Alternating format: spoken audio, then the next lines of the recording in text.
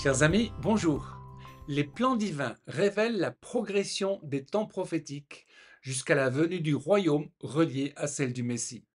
Avant cette heure glorieuse, Dieu a prévu le retour d'Israël sur le devant de la scène, pendant que l'Église des nations subit un certain aveuglement et dessèchement. Et nous y sommes.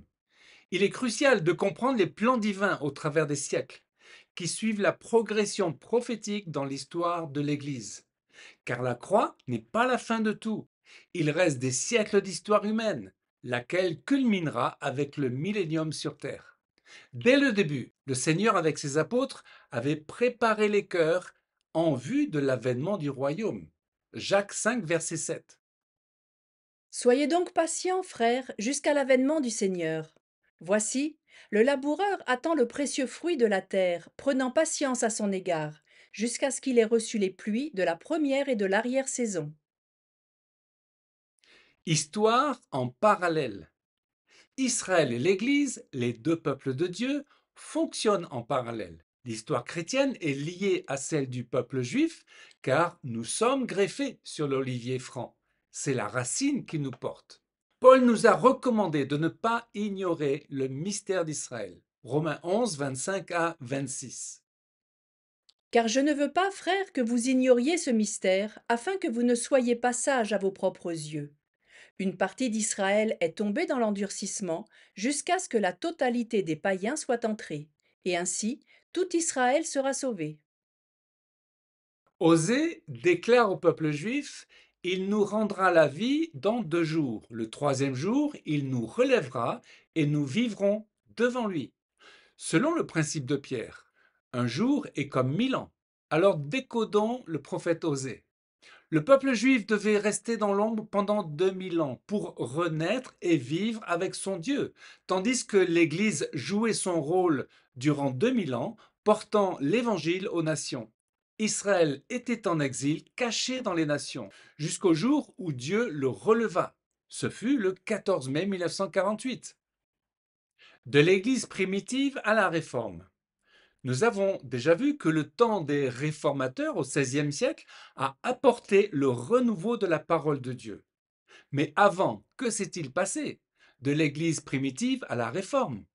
L'Église primitive jusqu'au IIIe siècle répand l'Évangile dans le monde d'alors.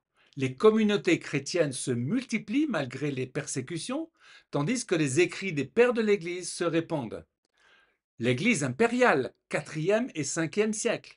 Le roi Constantin décrète l'Empire chrétien, englobant chrétiens et païens. En 325, le Concile de Nicée affirme la divinité de Christ, mais coupe les racines juives. Le IVe siècle est le début des grands théologiens comme Augustin, Jérôme, Ambroise. Le Moyen Âge, du 6e au 15e siècle, voit l'expansion du monachisme, notamment avec Saint Benoît. C'est aussi l'alliance du pouvoir spirituel et politique avec Charlemagne en 800. En 1054, c'est le schisme entre l'Église d'Orient, les orthodoxes, et l'Église d'Occident, les catholiques.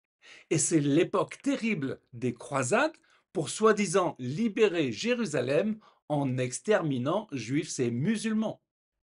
Au niveau de la Bible, les Juifs avaient le Tanakh en hébreu, transmis par les Massorètes, tandis que les chrétiens utilisaient la Septante, une traduction grecque au IIe siècle avant Jésus-Christ, et par la suite la Vulgate en latin écrite par Saint Jérôme. Très peu cependant avaient accès aux Écritures réservées aux prêtres et aux évêques. L'interprétation fallacieuse.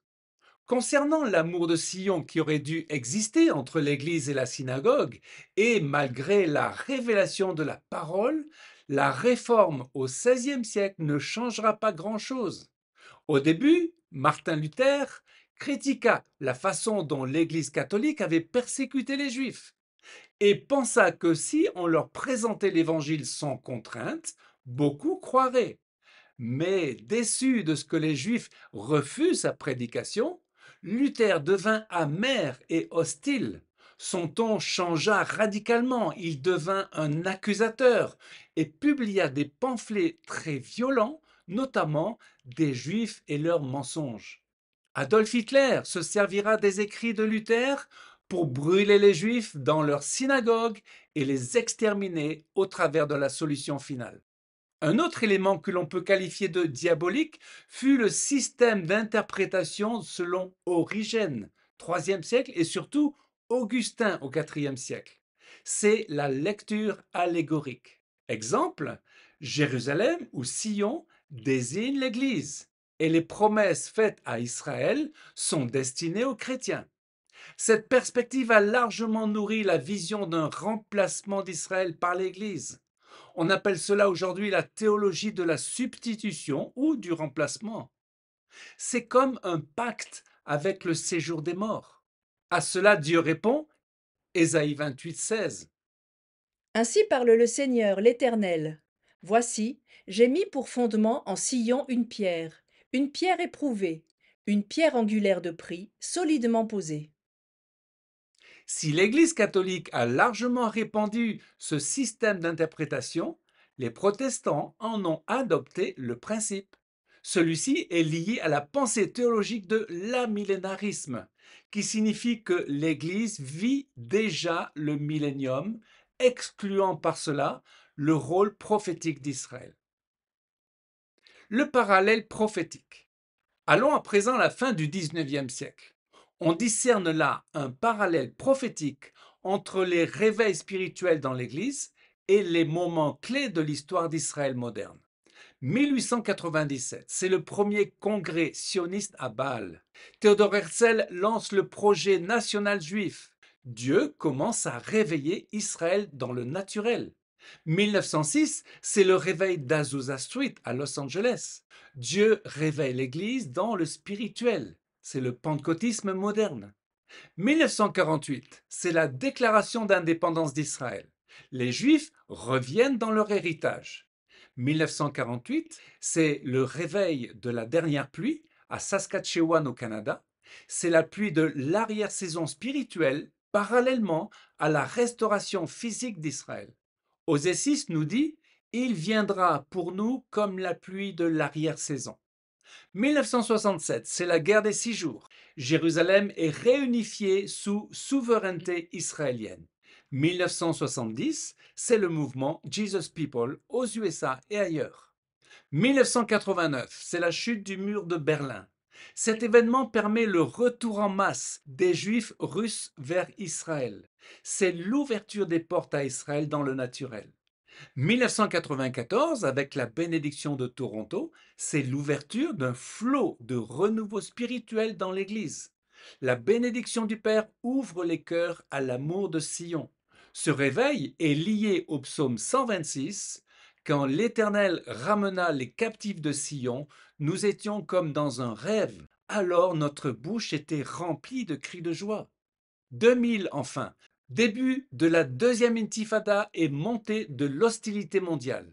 Les années 2000, c'est la multiplication des mouvements de prière 24 heures sur 24, l'intercession pour Israël, les autels d'adoration. L'Église est poussée à veiller, à prier, à intercéder comme en Ésaïe 62, « J'ai placé des gardes sur les murailles de Jérusalem ». Chers amis, réalisons combien chaque étape de la restauration d'Israël a une répercussion prophétique dans le corps de Christ. Et réalisons, avec la chronologie des réveils à partir du XXe siècle, combien l'Église doit tenir compte d'Israël. Ignorer cette connexion prophétique, c'est mépriser les plans divins. Enfin, réalisons avec humilité que c'est la racine qui nous porte et non l'inverse. Nous avons juste été greffés sur l'olivier franc, Israël. Et l'Éternel nous a fait grâce, comme il fait grâce à Israël. Amen. Chers amis, à une prochaine fois pour une nouvelle vidéo en direct de Jérusalem.